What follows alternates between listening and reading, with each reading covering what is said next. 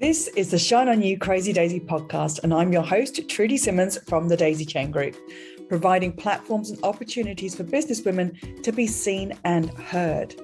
This platform is for the women entrepreneurs that want to hear the real stories of what it takes to be yourself and run a business with all the different hats that you might have to wear. Come and join the Shine On You Crazy Daisy membership, offering online networking, co-working, collaboration and monthly masterclasses for you to grow your knowledge. Go to thedaisychaingroup.com for more information. These are the platforms to hear and share the stories of the tenacious, the rebellious, and the resilient women that are working towards the future that they build for themselves and their families. Hello and welcome to the Shine On You Crazy Daisy podcast. I am your host, Trudy Simmons, and today I am thrilled and excited to introduce you to Kirsty Carden from Kirsty Carden Limited. Kirsty, thank you so much for being involved in the book and the podcast. Please tell us about your business. Yeah, sure. So I'm an online business mentor for female entrepreneurs. I'm also an NLP master and trainer, and I've been doing it for over 6 years, helping women grow their businesses online. Amazing. Very succinct. I love it. What made you decide to search for your purpose and for what makes you happy?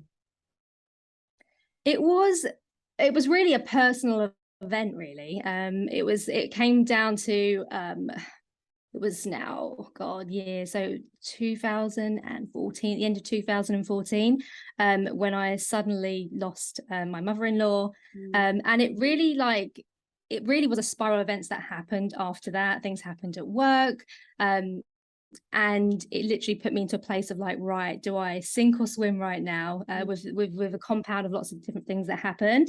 And it kind of pushed me to make the decision that, you know what, this is what I want to do. I've been thinking about it for a while. I knew someone who was in the coaching industry, and it kind of ticked all those boxes, you know, like when deep down you really know what you're meant to do. So I had worked for a company called Sky Broadcasting. I think most people might know that. I worked in TV, and a lot of coaches were coming in, and I was going to all these different training events that they were doing, and I was just loving the work that they did. And I was like, oh, what could, what would this look like if I did something like this? This feels more aligned to me, like the whole personal development, especially from the background I come from. And then one of my friends became a coach, and it was just like tick, tick, tick. So it's like, when the right things all compound at the same time. And there's a saying that when the pupil is ready, the teacher will appear. And I found, the right mentor, coaching, accreditation. And I decided actually to quit my job to create that space to actually create my company. And that's what I did. And I went all in. And yeah, that's pretty much where it all started. Like, will be 7 years ago, actually, next month. Yeah, it's incredible when these life changes happen to our lives, and it makes us rethink so many aspects of what's important. Yeah, exactly. And I think that's the thing, when it can sometimes be a bad event that happens. Like, I often see this with my own clients. It could be that you've been made redundant, or mentally you've gone through quite a hard time. I know for a lot of people, with lockdowns and COVID in the last few years, it's really pushed people to kind of question what they're doing and what they want to be doing. So I always think that when there is those bad times, it actually pushes us to find something good out of it. So there is something always good that comes from it. But often we need that push, or we need that thing to actually take the time, because when you're comfortable, and you rarely move when you're comfortable, right? You've got to have fire up your ass, right, to actually kind of push you to do something. So I think often for many people, that's kind of, what happens is, there might be a life event, an experience that actually pushes you to kind of actually do it. Yes. And I love that you changed your thinking and questioning from I can't afford it to how can I afford it? And then working towards it. Was this a pivotal moment for you in that change of thinking? Yes, definitely. Like going from like, I can't, whatever it is, right? It can be money. It can be anything, right? We often will keep saying, this isn't possible for me. I can't do that. I couldn't do that. That's not for me. I can't, like, as soon as we do that, we shut down that part of brain, which actually opens up the possibility of it happening. So our brain goes, right, I can't do it. So it doesn't look for possibilities. It doesn't actually find that for us. So when we put a question in, so how can I do it? How can I afford it? How can I make this happen? It literally changes everything, because now our brain goes searching for opportunities. We start seeing things. And that's where, like, for me, you know, when I started asking that question, I do it all the time. It literally was completely life-changing, completely changed everything, because it's every time there is a limit, you just switch it up, because it's quite hard for us to start saying, oh yeah, I can do that, when actually you've never done it before. There's again another part of your brain that's like, that's not true, right? And we feel like we're lying to ourselves, and we don't want that. Literally just shifting something to a question, it opens up possibilities. So it just made me realize in talking about that because I'm always seen as this perpetually positive person. I mean, I am, because I don't see any, if I want to do something, I always ask the question of, well, how can I get it done? Where's the opportunity? Where's the possibility? What actions need to be taken? Whereas a lot of people around me, around a lot of entrepreneurs, are stuck in that mindset of, it can't be done. Well, who says it can't be? Show me. Exactly.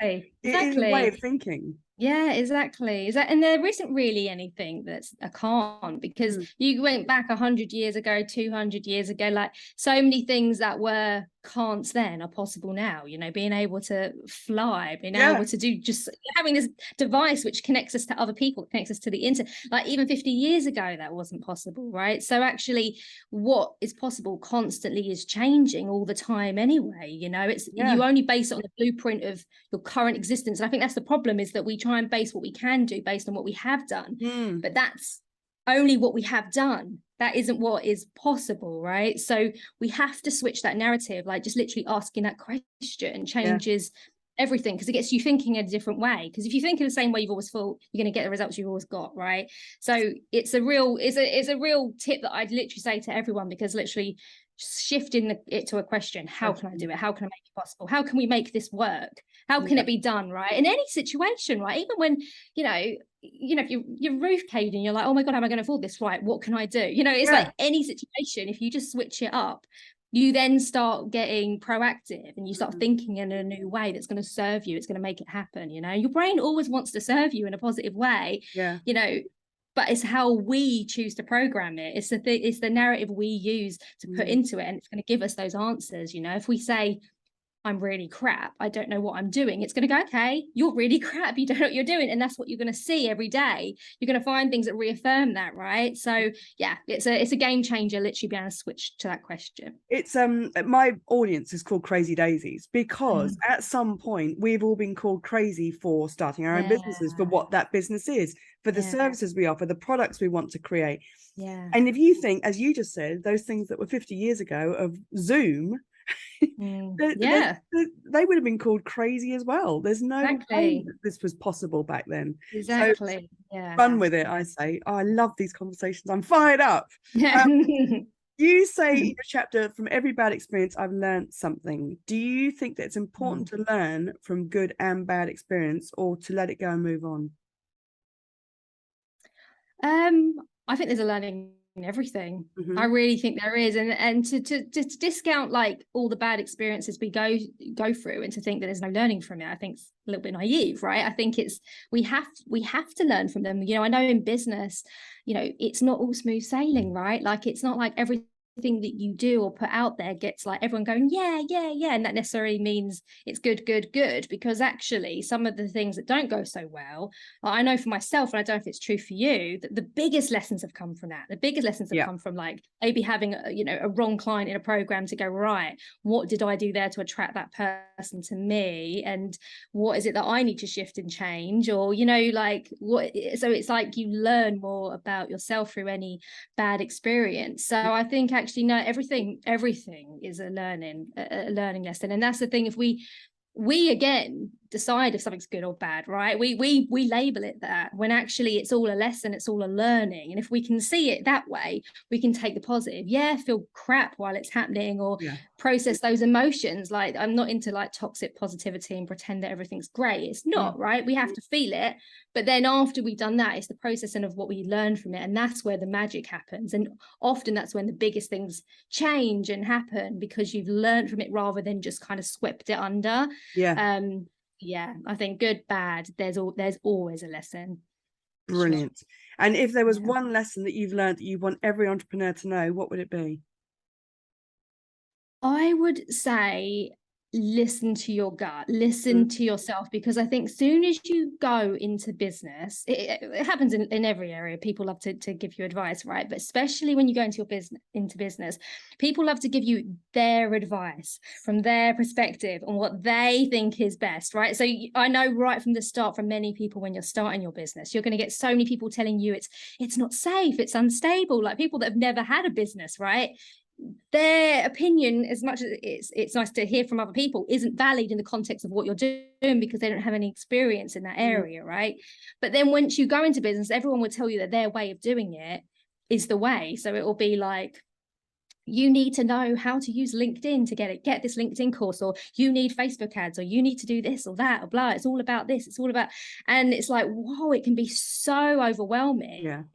And there isn't one way of doing things, right? And I think it's not that we don't need other people, because we really do. And I'm a massive, massive advocate of mentorship, training, coaching, because I think we need that. But before we decide what we need to look inwards, and we need to feel into what we want, what we need, what next move we need to do. Even just like doing that, even like yesterday, for example, a personal example is, yesterday morning, I had this need to reach out to my mum. Like, we have a bit of a complicated relationship. We're not in contact that much, but I was just like, I just want to kind of do an olive branch and actually say, do you want to come over? And I did, and I was messaging her, and she was like really receptive. It was really nice, and she was like, yeah, let's come over. And then moments later, my aunt contacted me because she couldn't get in contact with my mum, basically to tell me that my nan had died. And then it would have meant that I would have seen my mum anyway. We're now seeing each other Friday, but then I had to kind of be in contact with both of them. And it was almost like I'd felt that push to contact my mum before she got that news, and then ended up being the person in between all that. And it's those little things of like, your gut will just tell you things. And if you keep pushing it off and just go, no, but this person says it's like this. And honestly, I have wasted tens of thousands of pounds when I haven't listened to my gut, or I've signed up to things that haven't worked out, or it's not been right. So it's making sure that you're in alignment with yourself. And that is for me, like, I'm a holistic online business mentor. I'm very much about the whole process, and very much about alignment and creating aligned strategies. It's never one size fits all. And I think you just have to get in tune with yourself. If something feels off, don't do it, right? And because as soon as you go in, everyone's going to have some advice. Everyone's going to tell you to do it this way, that way, their way. And you've got to really kind of in tune with yourself, and then make decisions from that place and what you want to do next. What programs do you want to release? What things do you want to do? Who do you need to sign up with to help, get support? Not just because people are pushing their way at you, because that will just happen so much. Personal relationships, people will do it.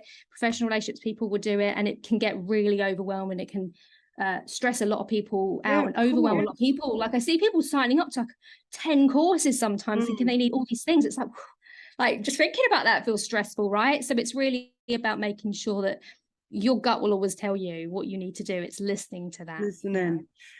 What's your favorite business book? There's a few, but when I especially think about the first ones that I read, and they're still so relevant, it's Oversubscribed by Daniel Priestley. He's an English author, and he's written quite a few really good business books. But it's basically, it tells you all that you need to know, and it's really about how to get people to kind of be attracted to you, rather than you having to, go out there and like push it. So it's about, and that's what I'm really an advocate, get clients to attract you rather than you having to convince people to work with you. So how to become oversubscribed, how to really stand out in the market even when it's really busy. It's a really great book. So that would be the one that I'd recommend. I love getting a list of books together to put out to people. Thank you. Kirsty, thank you so much for being in the book and on the podcast, and I can't wait for people to read your story. Me too. Thank you so much. Thank you for watching. If you like what you saw, please like the video and click the subscribe button for this channel for more inspiration. If you're a businesswoman looking for that community that will support you and lift you up, come and join the Shine On You Crazy Daisy membership, offering online networking, co-working, collaboration, and monthly masterclasses to grow your knowledge. Go to thedaisychaingroup.com for more information. And for even more inspiration, please go to the link under the video and get your copy of the Shine On You Crazy Daisy series of books with inspirational and motivating stories from businesswomen around the world.